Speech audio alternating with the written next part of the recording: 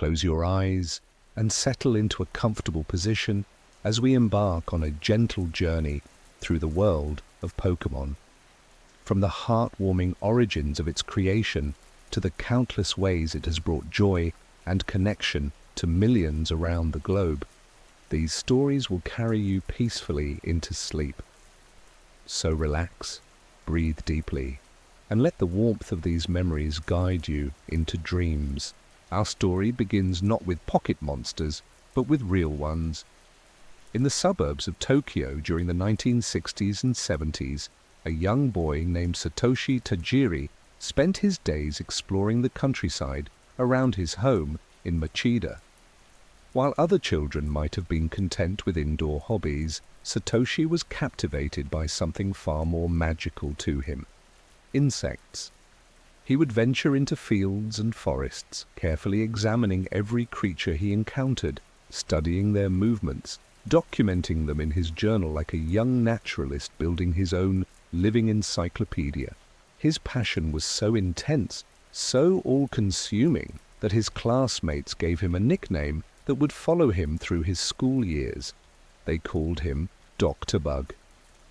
Some said it with teasing affection, others with genuine admiration, but the name stuck because it captured something essential about who Satoshi was.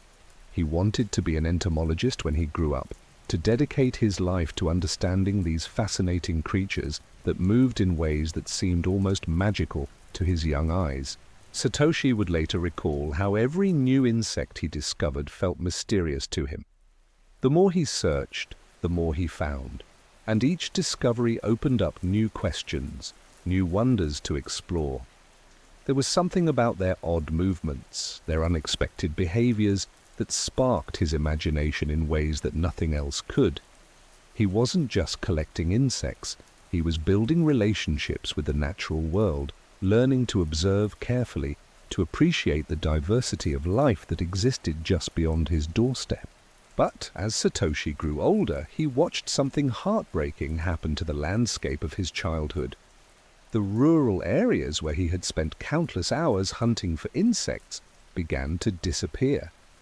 Urbanization crept across Japan, paving over the fields and forests, replacing natural spaces with buildings and roads.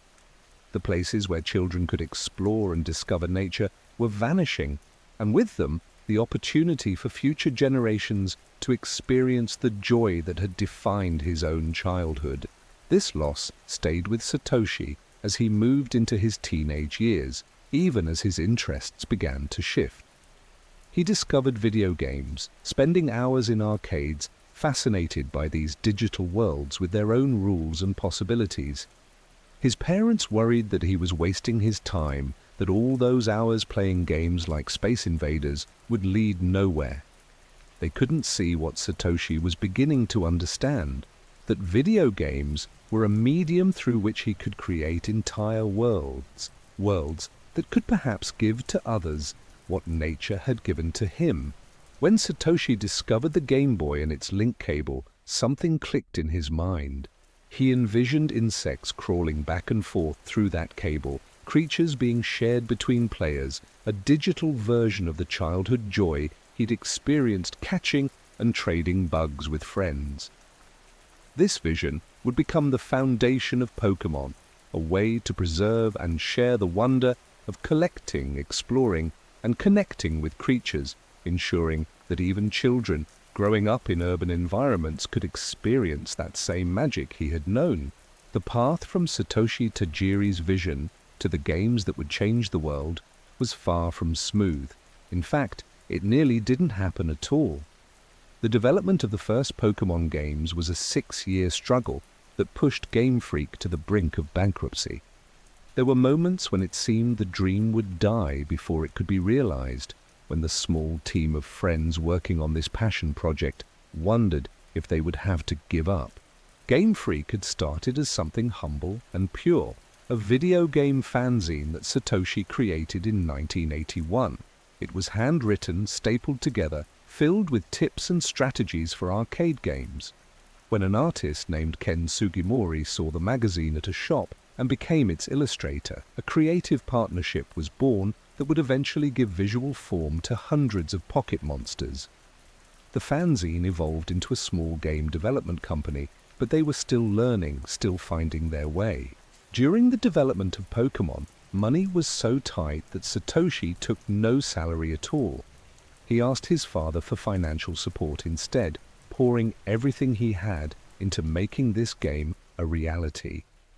The team at Game Freak was small, and they took on other projects just to keep the lights on, developing games like Yoshi and Mario and Wario for Nintendo. These side projects were completely different from Pokémon, but they were necessary. They kept the company afloat and gave the team valuable experience with Nintendo's systems. Shigeru Miyamoto, the legendary creator of Mario and Zelda, became a mentor to Satoshi during this time. Miyamoto's guidance was invaluable, but the road remained difficult. When Pokémon Red and Green were finally completed, very few media outlets paid attention. The Game Boy was considered outdated technology by then, a relic from 1989 with its dark green, low-contrast monochrome screen. Many assumed the system's time had passed, that no one would be interested in new games for such old hardware. Nintendo executives and the media expected Pocket Monsters to sink without a trace. The general lack of interest convinced many that the games would be rejected, that this strange idea about catching and collecting creatures would never find an audience. But Satoshi and his team had poured their hearts into these games, had invested years of their lives, and they believed in what they had created. Something unexpected began to happen. Children in Japan started discovering the games, passing them from friend to friend. Word of mouth spread through schoolyards and neighborhoods. Sales didn't explode overnight, but they grew steadily, persistently, defying all predictions. The game had something special, something that resonated with young players in ways that market analysts hadn't anticipated. Then came the secret that would transform everything. Late in development, a programmer named Shigeki Morimoto had secretly added a 151st Pokémon to the games. He called it Mew, and it was hidden in the code where Nintendo didn't even know to look for it. Morimoto had done this partly as a prank, partly because there was a tiny bit of unused space in the cartridge memory, but mostly because he wanted to create something mysterious, something that would encourage players to trade and interact with each other. When rumors of Mew began circulating, they spread like wildfire. Children whispered about this hidden, legendary Pokémon that could only be obtained through specific tricks and glitches. The mystery captured imaginations, drove sales, and turned Pokémon from a modest success into a genuine phenomenon. What had seemed like Game Freak's potential final project instead became the beginning of the most successful media franchise the world had ever seen. The dream that had nearly died during those 6 difficult years was now taking flight in ways no one could have imagined. When you think of Pokémon today, one image immediately comes to mind: a yellow electric mouse with red cheeks and a lightning bolt tail. Pikachu is so synonymous with the franchise that it's hard to imagine it any other way. But this wasn't the original plan, and the story of how Pikachu became Pokémon's mascot is a tale of happy accidents, careful design decisions, and the power of unexpected popularity. In the original Pokémon Red and Green games released in Japan, Pikachu was just one creature among 151. It wasn't on the box covers; those featured the final forms of the starter Pokémon, like Charizard, Blastoise, and Venusaur. Pikachu wasn't offered as a starter at the beginning of the game. In fact, players wouldn't encounter it until they reached Viridian Forest, and even then it was relatively rare. There was nothing about its role in the game that suggested it would become the face of the entire franchise. The design of Pikachu came from Atsuko Nishida, an artist who wasn't even originally on the Pokémon team. She had been working on character designs for a different game when she was asked to join the project. Ken Sugimori, the lead designer, was trying to create cute Pokémon to balance out the tougher-looking creatures, but he was approaching it from what he called a boy's perspective and wasn't sure how to capture the right feeling. He turned to the women in the company for ideas, and Nishida was given a simple brief: create an electric-type Pokémon with 2 evolutions. Nishida's initial concepts drew inspiration from multiple sources. She thought about squirrels, about the satisfying roundness of mochi, about making something that felt soft and huggable. The design went through several iterations, with game designer Koji Nishino sending it back multiple times, asking her to make it even cuter. Nishino, who had a deep appreciation for adorable designs, became the overseer of cute Pokémon in the games, and he was particularly attached to Pikachu's final form. The name itself was carefully chosen. Pika came from Pika Pika, the Japanese onomatopoeia for sparkling or glittering, while Chu represented the sound a mouse makes. Together they created something that sounded playful and energetic, a name that rolled off the tongue with the same cheerful bounce as the character itself. Originally, Pikachu's design was rounder and squishier, sometimes referred to by fans as Fat Pikachu, but over the years the proportions were adjusted, making the character slightly slimmer while maintaining that essential cuteness.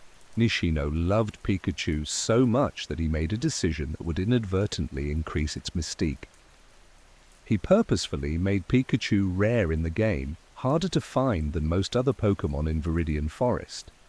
His reasoning was simple. He wanted it to feel special, like a prize worth seeking. This plan backfired in the best possible way.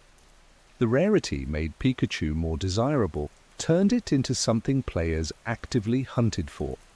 When they finally encountered one, it felt like a genuine discovery, a reward for their persistence. But the moment that truly cemented Pikachu's status came from the anime. When the decision was made to create a Pokémon television series, the producers knew they needed a specific creature to focus on, a character who would be with the protagonist throughout his journey. Several Pokémon were considered, including Clefairy, which had been designed with cuteness in mind and was popular in early merchandise and manga. However, the anime team felt that Pikachu had something special.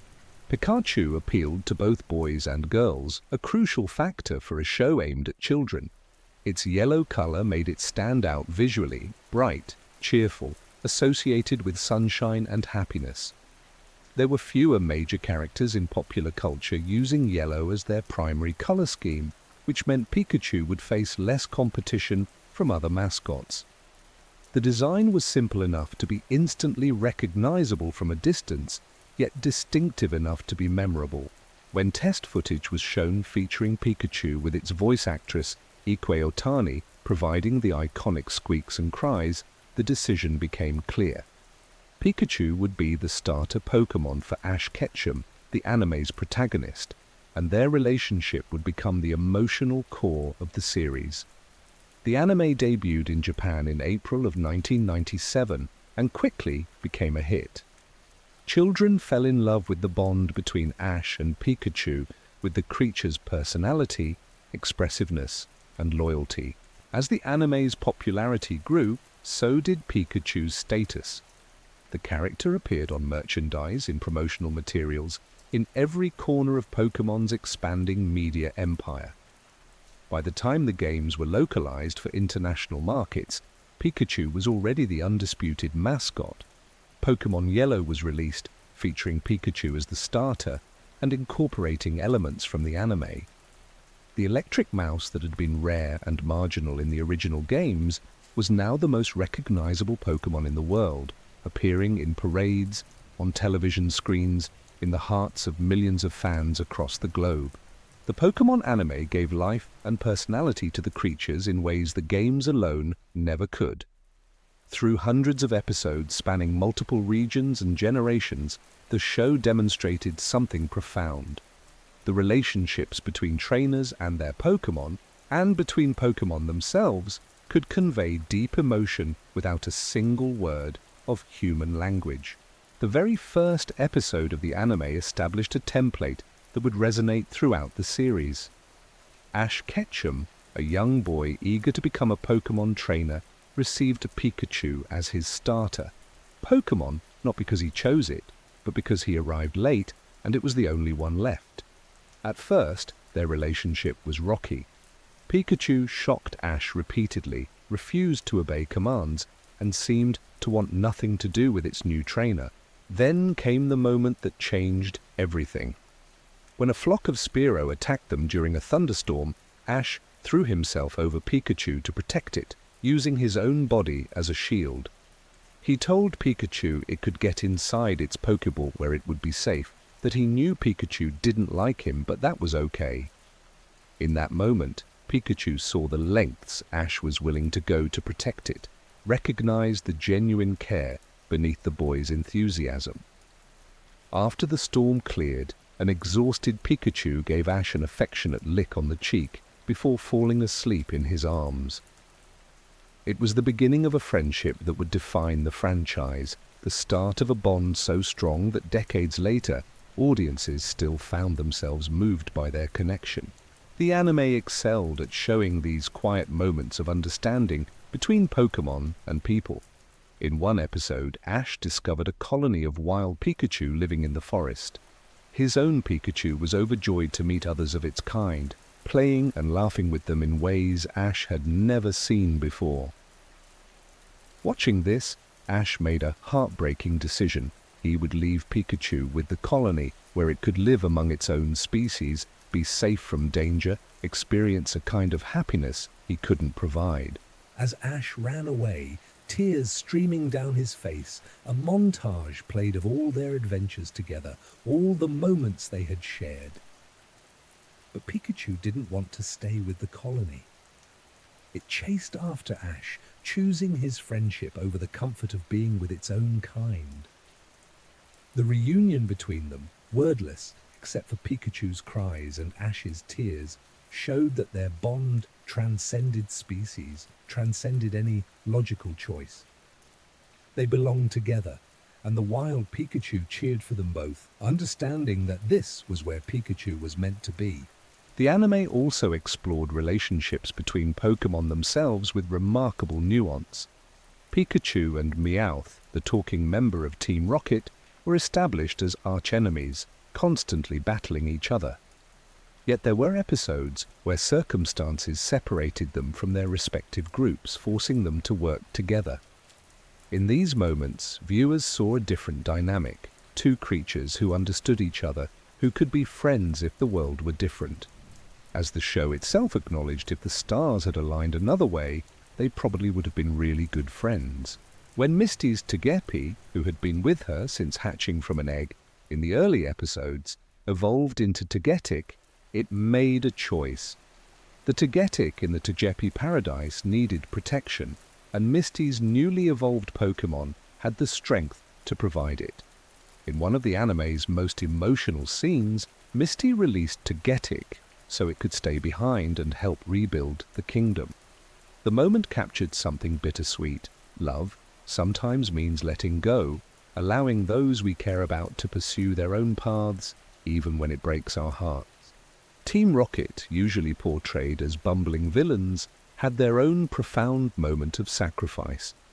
Jessie and James had travelled with their Arbok and Weezing since the beginning of their journey through Kanto and Johto. These Pokémon were loyal companions, partners in every scheme, friends who had been there through countless failures and rare triumphs. When they encountered a poacher targeting a group of Koffing and Ekans in Petalburg Woods, Jessie and James made an impossible choice. They released Arbok and Weezing so they could protect the younger Pokémon, staying behind to fight the poacher themselves. The tears streaming down their faces as their partners left showed that beneath the comedy and villainy, they genuinely loved their Pokémon. The Sun and Moon series featured an episode called Memories in the Mist that ranks among the anime's most emotionally powerful stories. Through the mysterious mist created by the legendary Pokémon Tapu Fini, characters were able to reunite with deceased loved ones. Ash's Torracat met again with Stoutland, the elderly Pokémon who had been its mentor. But the episode's heart was Mallow's reunion with her mother, who had died of illness before the series began. Mallow had argued with her mother shortly before her death, and that regret had haunted her. The mist gave her the chance she had longed for, to say goodbye properly, to tell her mother she loved her, to find peace with her grief. These stories worked because they never felt manipulative or cheap. The anime understood that genuine emotion came from well-developed relationships, from characters whose bonds had been built over time through shared experiences. Whether it was Ash's Charizard learning loyalty after initially being stubborn and disobedient, or Buniri's gentle crush on Pikachu creating moments of adorable awkwardness, or the father-son dynamic between Hawlucha and Noivern in the Kalos region, the anime took the time to show relationships evolving, deepening, becoming real. The Sinnoh series featured an arc with Ash's Chimchar that resonated particularly strongly with many viewers. Chimchar had previously belonged to Paul, a harsh trainer who saw Pokémon primarily as tools for battle. Paul pushed Chimchar mercilessly, and when it failed to meet his expectations, he released it without hesitation. Ash took in the traumatized Pokémon, showing it patience and kindness, helping it rebuild its confidence. When Chimchar eventually evolved into Infernape and helped Ash defeat Paul in the Sinnoh League, the moment represented more than a battle victory. It was about healing, about proving that compassion and understanding were stronger than cold efficiency, that Pokémon flourished when treated as partners rather than weapons. The Pokémon games themselves are built on a foundation of connection, though sometimes these mechanics are so subtle that players absorb their lessons without conscious thought. Every design choice, from the way battles work, to the placement of Pokémon centers, to the trading system, reinforces themes of friendship, cooperation, and treating creatures with kindness. Consider the deliberate decision to have Pokémon faint rather than die when defeated. Satoshi Tajiri believed it was unhealthy for children to equate losing a game with death, so Pokémon simply faint and can always be revived at a Pokémon Center. This simple choice changed everything. It meant that no mistake was permanent, that caring for your team meant healing them and trying again, that battles were about growth and learning rather than destruction. Even the most powerful legendary Pokémon after fainting in battle could be brought back with kindness and care. Pokémon centers themselves were designed to be sanctuaries, places of comfort and safety scattered throughout every region. They were partly inspired by Japanese capsule hotels where travelers could rest briefly during long journeys, but they became something more, constant reminders that help is always available, that you're never truly alone in your adventure. The cheerful jingle that plays when your team is healed was composed to be simple and comforting, a musical reassurance that everything would be okay. Nurse Joy's presence in every center, always ready with a smile and help, created a sense of continuity and security across regions. The friendship evolution mechanic introduced in the Johto games made this philosophy explicit. Pokémon like Togepi, Pichu, and certain Eevee evolutions could only evolve when their bond with the trainer was strong enough. The game tracked this through hidden happiness values that increased when you traveled with your Pokémon, healed them, gave them items, avoided letting them faint. It was a system that rewarded kindness and attention, that made caring for your team mechanically significant rather than just thematically suggested. Players discovered that some evolutions happened in unexpected ways. A Phoebus could only evolve into the beautiful Milotic when its beauty condition was maximized through special treats and care. The ugly duckling transformation felt earned because it required sustained effort and attention.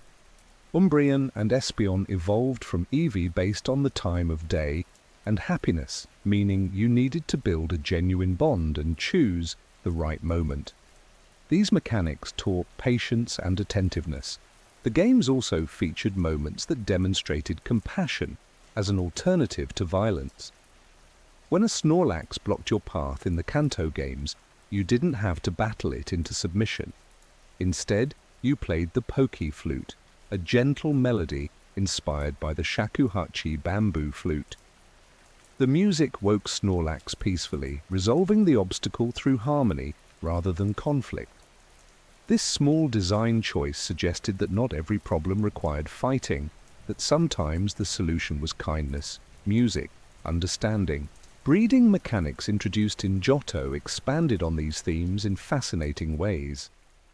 Baby Pokémon like Pichu, Elekid, and Magby could only be obtained through eggs, never found in the wild. The daycare couple who helped with breeding were depicted as wise, elderly figures who understood something about nurturing that young trainers were still learning. They represented tradition, generational wisdom being passed down. The act of breeding wasn't presented as mechanical or clinical, but as an extension of the bonds between Pokémon and trainers, creating new life through care and attention.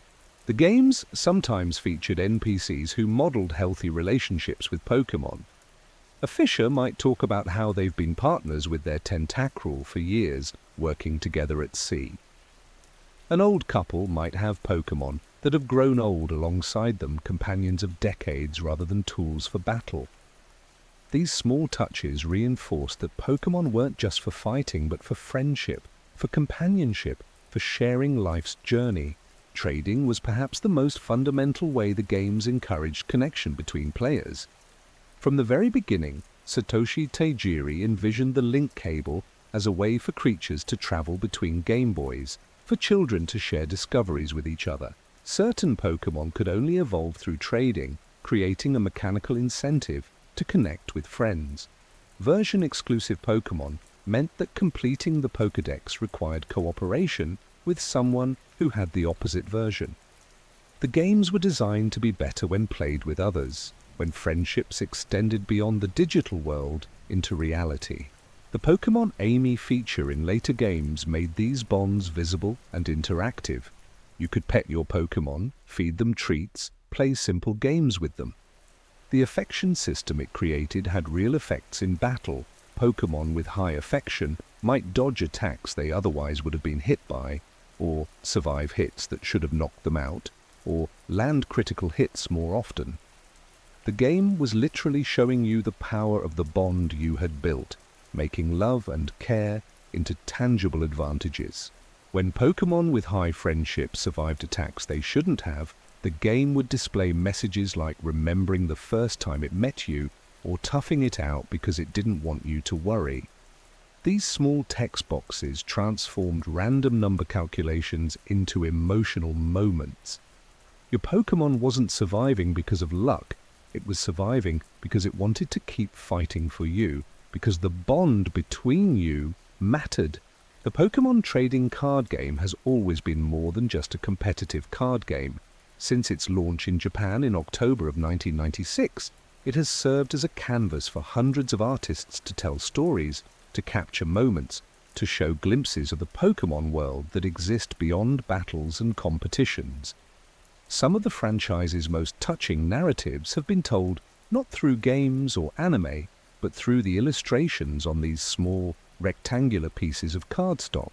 Consider the Ralts evolutionary line from the Scarlet and Violet base set, illustrated by artist Jiro Susumu.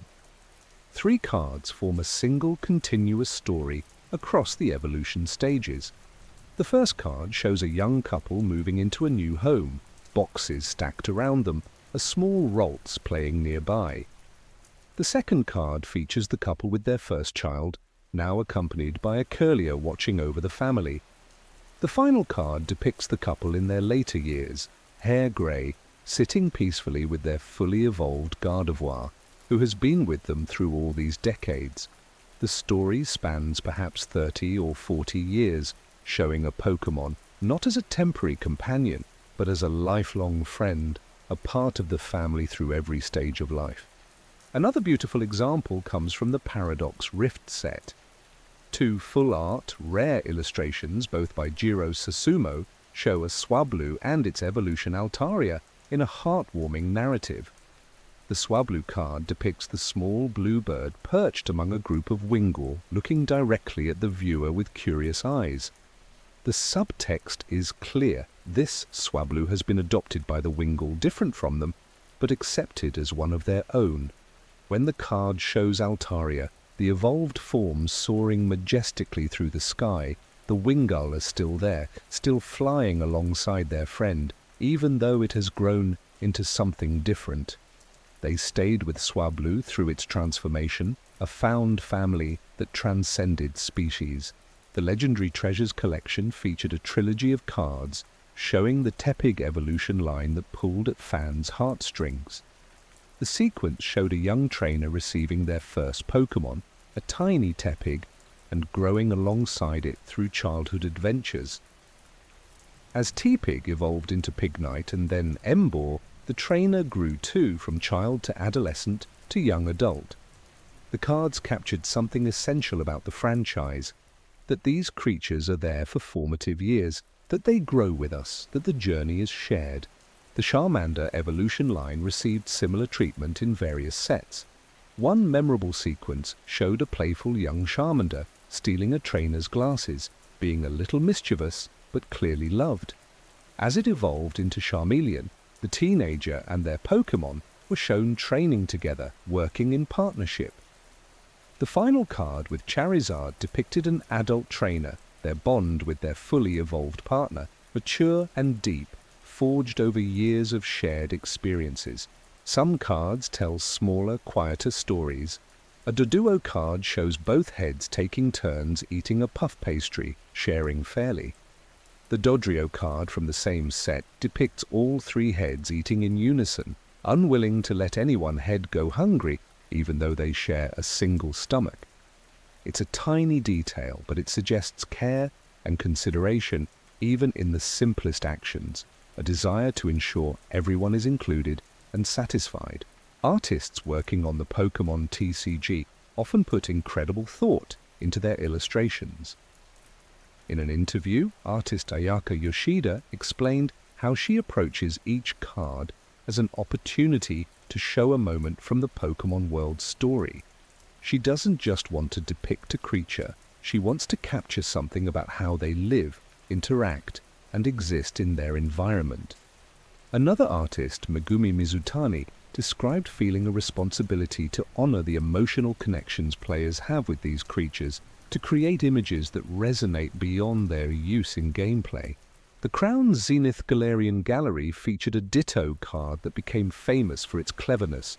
At first glance, the illustration shows a herd of Numel, no Ditto in sight.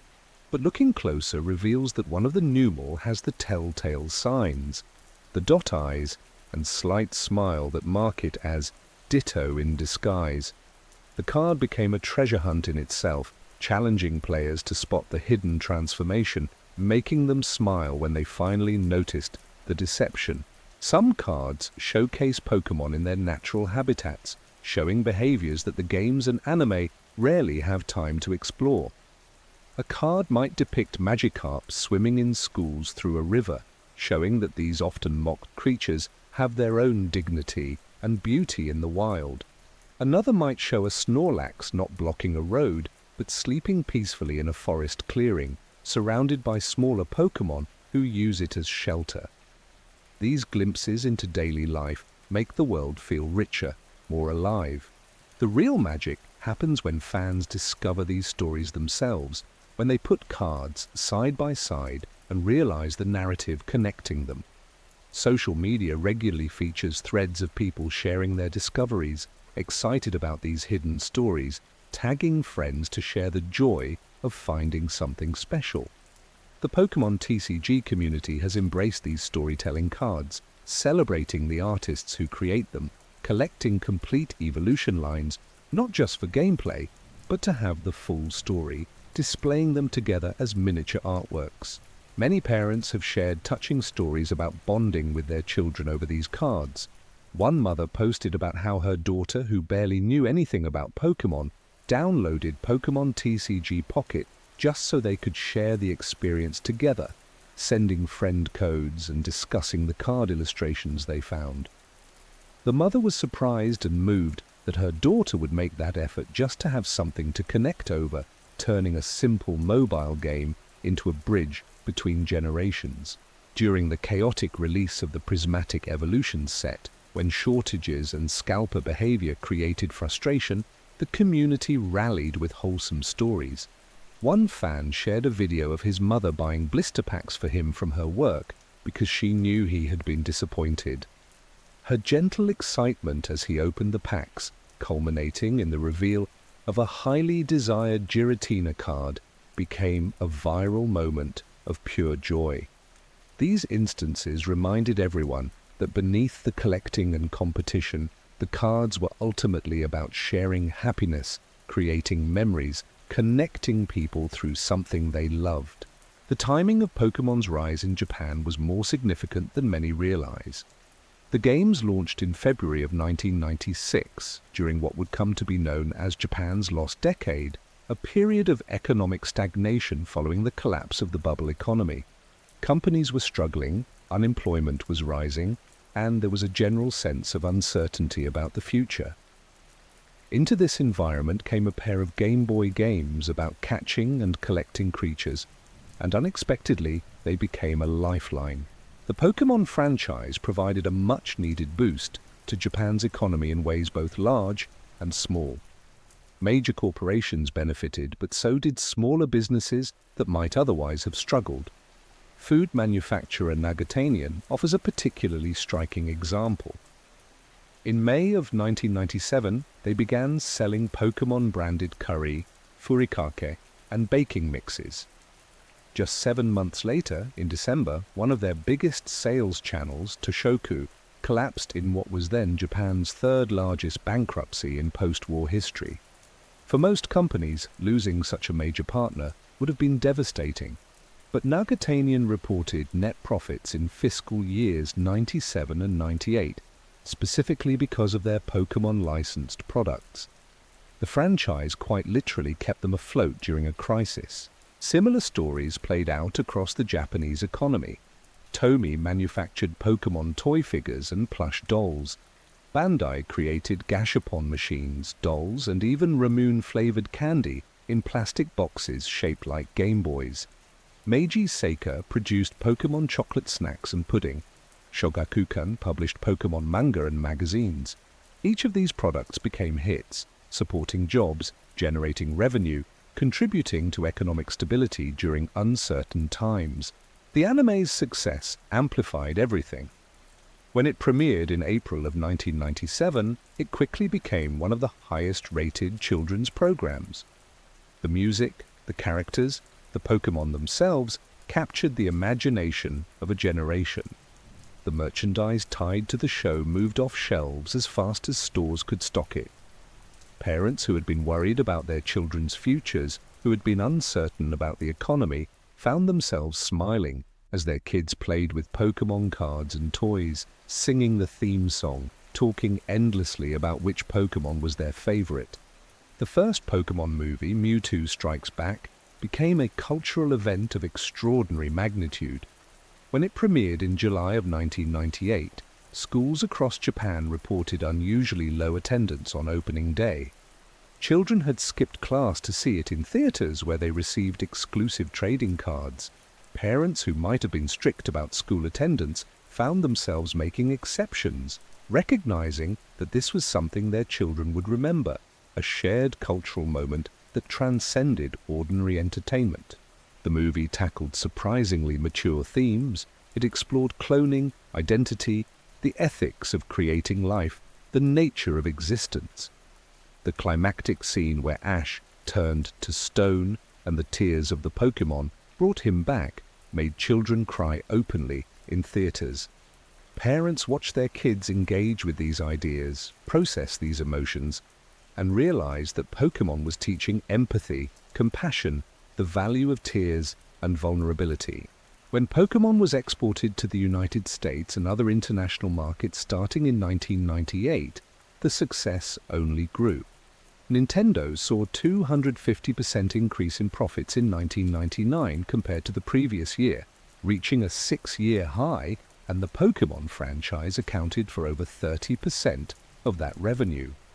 Game Boy sales surged as people who hadn't thought about the aging handheld system suddenly needed one to play these games everyone was talking about. In Europe, the phenomenon was equally intense. In Germany, described as a highly competitive children's market, Pokémon was purchased by RTL2 and became so popular that it more than tripled the viewership of the entire program block. Similar success stories emerged from country after country. The demand for merchandise often exceeded supply. A CEO of one card distributor in the United States stated they were thousands of boxes behind on orders. A Wizards of the Coast spokeswoman told reporters they had exhausted most of the card printing capacity of the United States. Factories producing Pokémon toys expanded production 20-fold, and it still wasn't enough. What made this success particularly meaningful was that it transcended language barriers, cultural differences, national boundaries.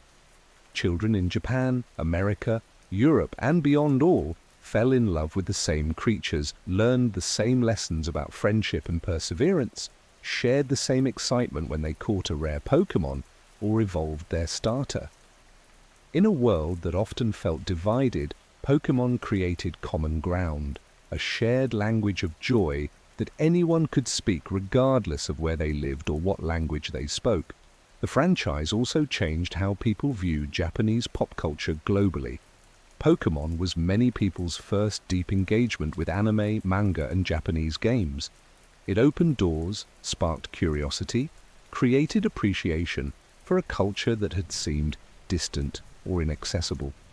The success of Pokémon paved the way for countless other Japanese franchises to find international audiences, fundamentally reshaping the global entertainment landscape. From the earliest days of Pokémon Go in 2016, the mobile game demonstrated an unexpected power. It could bring people together in physical spaces, transforming communities and creating opportunities for connection that extended far beyond gameplay.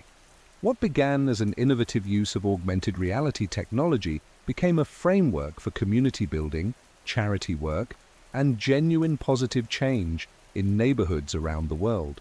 Community ambassadors emerged as leaders in this movement, individuals who organized events, created safe, welcoming spaces for players, and found ways to channel the passion for Pokémon into meaningful action.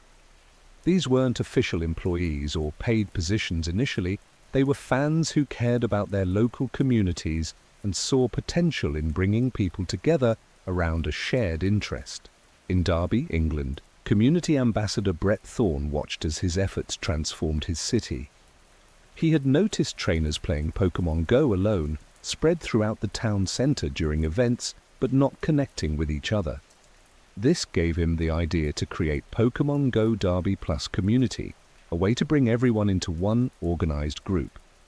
The impact went far beyond organizing raid battles or coordinating for community days.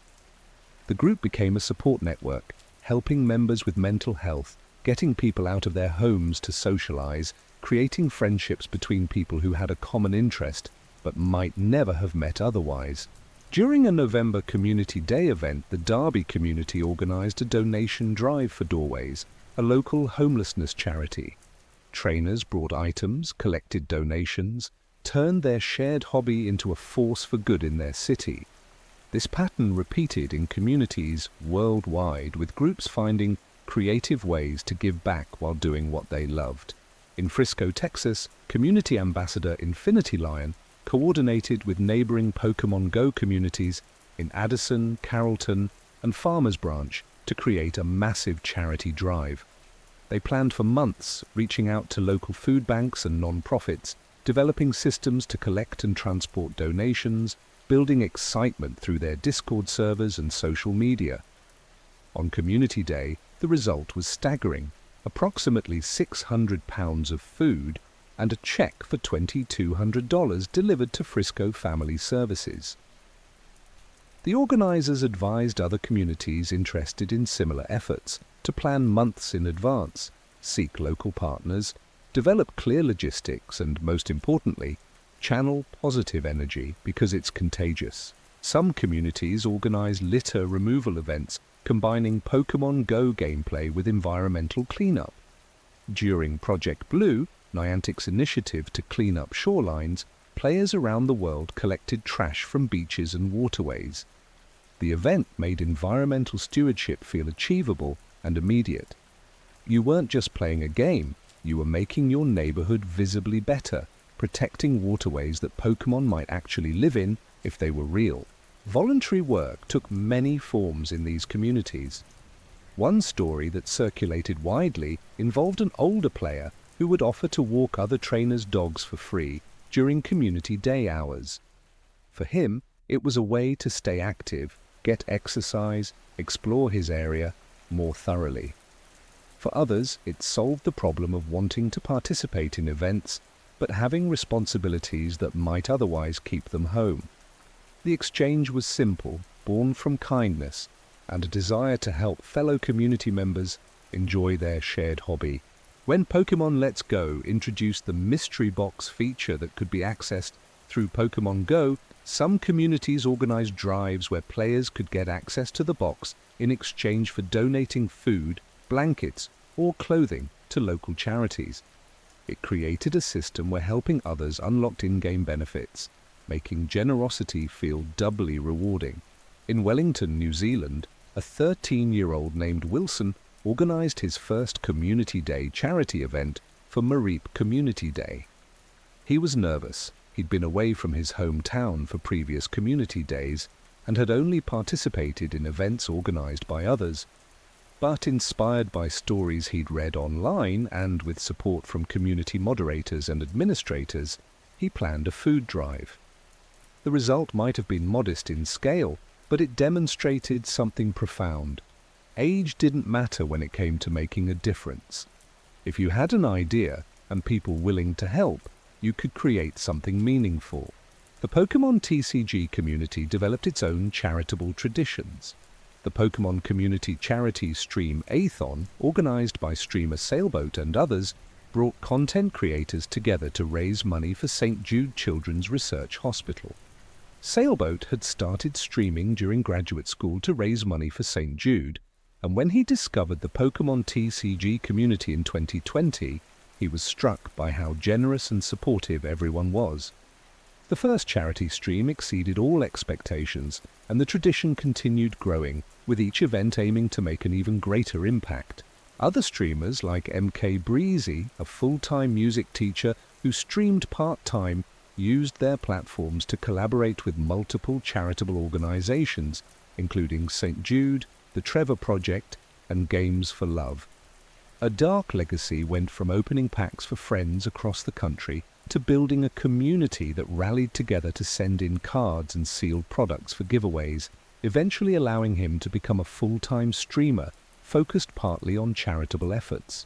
When controversies arose, like the chaotic release of the Prismatic Evolutions card set, the community's response was telling. Amidst stories of scalpers and shortages, fans shared wholesome moments. One person's mother bought them booster packs because she knew they'd been disappointed. The genuine excitement and joy in that simple act reminded everyone what mattered. Multiple fans posted about friends saving products for them, about stores going out of their way to ensure regular customers got products, about strangers being kind to each other in lines. Niantic officially supported these community efforts by establishing the Community Ambassador Program, providing resources, item codes, special perks, and most importantly, recognition for the work these organizers were doing. During November Community Days, Niantic partnered with ambassadors to host charity events globally, from donation drives to park cleanups, and donated funds to charities that ambassadors chose to support. The stories that emerged from these communities weren't just about raising money or collecting donations, though those were certainly meaningful. They were about people finding connection, purpose, and the opportunity to make their neighborhoods better while doing something they enjoyed. A mother who barely knew anything about Pokémon downloading Pokémon TCG Pocket just to share the experience with her child. Friends making sure each other got the cards they wanted. Community members volunteering their time because they wanted everyone to feel included. These small acts of kindness, multiplied across thousands of communities worldwide, demonstrated that Pokémon was more than entertainment. It was a framework for building the kind of world people wanted to live in. The creation of each Pokémon generation involves thousands of decisions, each one contributing to the overall experience. While fans see the finished product, the polished games, the carefully designed creatures, the balanced mechanics, the development process is a story of iteration, collaboration, and a deep commitment to crafting worlds that feel alive and inviting. When Game Freak begins developing a new Pokémon generation, they start not with creatures or regions, but with themes and experiences. According to director Junichi Masuda, the team asks fundamental questions. What kind of experience do we want players to have? What new connectivity features should we implement? What gameplay modes would enhance the core concept? The location and story come later, chosen to best express the intended experience rather than the other way around. This philosophy ensures that every element serves the game's emotional and mechanical goals. The Pokémon themselves go through extensive design processes. When Game Freak interviews discuss design timelines, they note that creating a single Pokémon from concept to implementation takes at least 3 months. This isn't just drawing a picture and programming stats. It involves multiple artists sketching variations, game designers considering how it fits into the balance and progression, animators determining how it moves, sound designers creating its cry, writers crafting Pokédex entries that add personality and backstory. Each Pokémon is a collaborative effort involving dozens of people. Ken Sugimori designed the original 151 Pokémon, but he didn't work in isolation. Atsuko Nishida joined the team and brought a crucial perspective, helping create the cuter Pokémon that would balance the tougher designs. When asked to make Pikachu even cuter, she revised the design multiple times, understanding that getting the feeling exactly right mattered more than working quickly. This attention to emotional resonance over speed has remained a core value throughout the franchise's development. The design of regions draws inspiration from real-world geography, but transforms it into something fantastical. Kanto was loosely based on the Tokyo area and surrounding prefectures, with Pallet Town corresponding to suburban communities on the outskirts, and Saffron City mirroring Tokyo's central hub. Cycling Road reflected actual coastal biking routes. Seafoam Islands drew from natural sea caves. This grounding in reality gave the fantasy map a sense of familiarity, even when players couldn't consciously identify why it felt right. Johto represented tradition and heritage, based on the Kansai region, where historical cities like Kyoto and Nara are found. The design philosophy emphasized cultural continuity, with locations like Ecruteak City featuring traditional architecture and mythology about legendary beasts. The region's circular map structure, starting in New Bark Town and looping back around, reinforced themes of renewal and cycles. Hoenn took inspiration from Kyushu, featuring more diverse terrain with ocean routes, volcanic areas, and distinct weather patterns. The introduction of weather effects in battles wasn't just a mechanical innovation, it reflected the designer's desire to make the environment feel dynamic and alive, influencing both exploration and strategy. Sinnoh drew from Hokkaido, Japan's northern island, incorporating themes of mythology and creation. The focus on legendary Pokémon like Dialga, Palkia, and Giratina representing time, space, and antimatter, respectively, gave the region a grand, almost cosmic scope. The games explored how human understanding of Pokémon had evolved over time, with ancient ruins and texts suggesting deep history. When Game Freak moved beyond Japan for inspiration, they approached each region with respect and curiosity. Unova was based on New York City, capturing the energy and diversity of urban America. Kalos drew from France, featuring Gothic architecture and cafe culture. Alola reflected Hawaii's tropical paradise, with the traditional gym system replaced by island trials that felt appropriate to the setting. Galar captured the United Kingdom's blend of countryside and industrial cities. Each region felt distinct while maintaining the core elements that made Pokémon games welcoming and comprehensible. The music of Pokémon has always been more important than technical limitations might suggest. Junichi Masuda, who composed many early tracks, understood that Game Boy sound channels were restricted, so he wrote music in short, repeating phrases that never became tiresome. The battle theme needed to loop endlessly without frustration. The Pokémon-centered jingle needed to feel comforting every single time you heard it. This led to some of the most iconic soundscapes in gaming history, melodies that players could hum decades after first hearing them. For legendary Pokémon in later games, the sound team went beyond simple digital tones, layering in real animal recordings and mechanical effects. The cries of creatures like Regis, Regirock, and Registeel incorporated unusual sources that made them sound ancient and otherworldly. Even within hardware limitations, these sounds carried a sense of awe that distinguished legendary encounters from common battles. The games also embedded teaching moments into their design. The Electric Gym in Vermilion City featured a trash can puzzle that forced players to slow down and think. Other gyms used invisible walls or strength puzzles, ensuring players learned patience and observation alongside battling techniques. These weren't frustrations for the sake of difficulty, but ways of encouraging players to engage with the world more thoughtfully.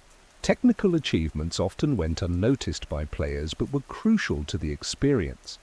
The original Kanto games fit over 150 creatures, dozens of towns, and complex battle systems into less than 1 megabyte of space. This required constant recycling of assets. Town buildings reused tiles with only color changes for variety. Pokémon cries were pitched versions of the same sound files. Sprites were carefully designed to maximize the limited space. The compression and efficiency required to make it all fit was a programming triumph. Game Freak's commitment to accessibility meant that they designed for players of all skill levels. Core mechanics were simple enough for children to understand, but deeper systems like effort values and individual values provided complexity for dedicated players who wanted to master competitive battling. This layered approach meant a 6-year-old and a 30-year-old could both enjoy the games, each finding challenge and satisfaction at their own level. When the series transitioned to 3D with X and Y, the team carefully considered how to maintain the essence of Pokémon while embracing new technology. Designers examined minor aspects like how Pokémon moved, ensuring the first starter, Rowlet, capitalized on its owl-like characteristics with a head that could twist completely around. They wanted each creature to feel alive in ways sprite-based games couldn't achieve. The enhanced expressiveness, different facial expressions, reactions, animations that showed personality, made Pokémon feel more like actual creatures than ever before. The development of Sun and Moon marked a significant philosophical shift. By replacing gyms with island trials and focusing more explicitly on the bonds between humans and Pokémon, the games deepened players' emotional connection to their teams. Game designer Shigeru Omori stated that they wanted to portray Pokémon and humans harmoniously coexisting, making that theme central rather than peripheral to the experience. As we near the end of our journey through Pokémon's history, it's worth reflecting on what makes this franchise so enduringly special.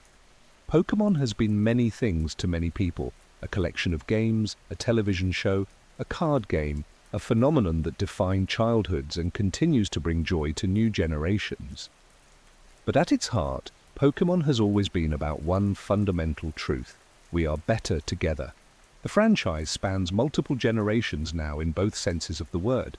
There are 9 generations of games, each introducing new regions, creatures, and mechanics.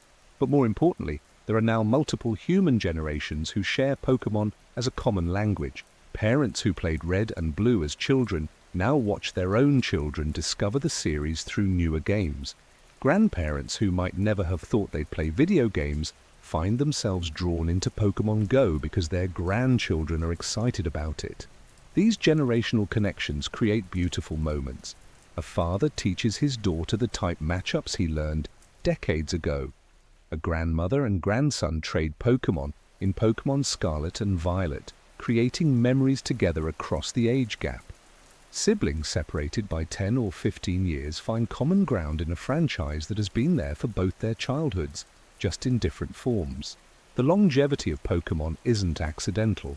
It results from deliberate design choices that prioritized connection from the very beginning. Satoshi Tajiri wanted to recreate the joy of catching creatures and sharing discoveries with friends, and every system in the games reinforces that vision. The emphasis on trading, the version exclusives, the way legendary encounters become shared stories, the community days and group raids in Pokémon Go, all of these create opportunities for people to come together. The franchise has also shown remarkable adaptability. When mobile gaming became dominant, Pokémon Go reimagined the core concepts for a new platform, and in doing so brought the series to millions who had never played a traditional Pokémon game. When the trading card game faced declining interest, special sets with storytelling cards and competitive balance changes revitalized the community. When the anime needed to evolve beyond Ash's story, the series continued with new protagonists while keeping Pikachu as a familiar anchor. Through all these changes, certain elements remain constant. The core gameplay loop of catching, training, and battling Pokémon has never fundamentally changed because it works. The themes of friendship, perseverance, and treating creatures with kindness have been consistent from Red and Green through the most recent releases. The sense that your choices matter, that your team is unique, that the bonds you form have value, these have been present since the beginning. Pokémon has also demonstrated remarkable healing power. For people struggling with anxiety or depression, the games provide structure, achievable goals, a sense of progress and accomplishment. For those dealing with social anxiety, Pokémon Go and online communities offer ways to connect that feel safer than traditional social situations. For children on the autism spectrum, the game's logical systems and collecting aspects can be particularly engaging and comforting. Satoshi Tajiri himself reportedly has autism, and the franchise he created has helped countless others who see the world through a similar lens. The charitable work done by Pokémon communities worldwide demonstrates how the franchise inspires people to make their communities better. From food drives to environmental cleanups to fundraising streams, fans have channeled their passion into positive action. These aren't isolated incidents, but a pattern that has emerged organically from communities that learned from Pokémon about cooperation, caring for others, and working together toward common goals. The stories we've explored tonight, of Satoshi's childhood hunting for insects, of Pikachu's journey from rare encounter to global icon, of the near bankruptcy that almost prevented the games from existing, of the touching moments in the anime and the hidden narratives in trading cards, of communities rallying to support charities and each other. All of these remind us that Pokémon is more than a product or a franchise. It's a shared dream about a world where creatures and humans live together, where differences are celebrated, where friendship transcends species and language. The world of Pokémon is one where a 10-year-old can become a champion, where even the smallest creature might evolve into something mighty, where kindness is strength and loyalty is rewarded, where every person can find their team, their community, their place. It's a world that doesn't exist in reality, but the values it embodies, the connections it fosters, the joy it creates, these are very real. As you drift towards sleep, perhaps you might dream of your own Pokémon journey. Maybe you're walking through tall grass, hearing the distinctive rustle that signals a wild encounter. Maybe you're trading with a friend, watching a creature transform through evolution as it travels down the cable between Game Boys or through the wireless connection of modern systems. Maybe you're simply sitting in a Pokémon Center, that comforting jingle playing, knowing that help is always available, that you're never alone, that tomorrow brings new adventures. The beauty of Pokémon is that it welcomes everyone. Whether you're a competitive battler memorizing stats and optimal strategies, a casual player who just enjoys the stories and collecting cute creatures, a card collector admiring the artwork, a Go player exploring your neighborhood, or someone who has never played but appreciates the positive values the franchise represents. There's a place for you in this world. 29 years after the first games released in Japan, Pokémon continues to grow, to evolve, to bring people together. New games introduce new mechanics while honoring what came before. New generations of creatures expand the world while making sure longtime fans feel at home. New stories are told while the fundamental message remains unchanged. We are better together, kindness matters, and there's always another adventure waiting just beyond the horizon. So as you close your eyes and let sleep take you, carry with you the warmth of knowing you're part of something larger, a global community united by a shared love for creatures that don't exist outside our imaginations, yet feel more real than many things that do. May your dreams be filled with adventures, with friendships that transcend words, with the simple joy of discovery that Satoshi Tajiri felt all those years ago in the fields around his home, catching insects and dreaming of a way to share that wonder with the world. Sleep well, trainer. Tomorrow brings new journeys, new friends to make, new memories to create. And just like in the Pokémon world, you never walk alone. Somewhere in the night, millions of others are dreaming their own Pokémon dreams, connected to you through this beautiful, enduring gift that began with a boy who loved bugs and grew into something that changed the world. If you enjoyed this journey through the heartwarming world of Pokémon, please consider leaving a like and subscribing to the channel. Your support helps us create more content exploring the stories, histories, and fascinating details behind the games, shows, and franchises we all love. Share this with someone who grew up with Pokémon or someone just discovering it for the first time. Sweet dreams, and until next time, may your adventures be filled with friendship and wonder.